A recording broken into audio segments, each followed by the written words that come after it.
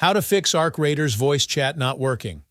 Hey everyone, in this quick tutorial, I'm going to show you how to fix the Arc Raiders voice chat not working problem. So if your microphone isn't being detected or no one can hear you in-game, just follow along step by step. Let's get started. First, we need to make sure your mic is allowed to work in Windows. Press Windows plus I to open Settings. On the left side, tap Privacy and Security. Scroll down and select Microphone under App Permissions. Now turn on these options.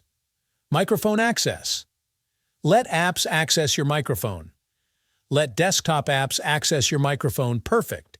That tells Windows to let apps use your mic.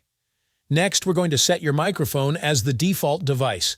Go to the search bar and type Control Panel, then open it. Tap Hardware and Sound, then Sound. At the top, go to the Recording tab.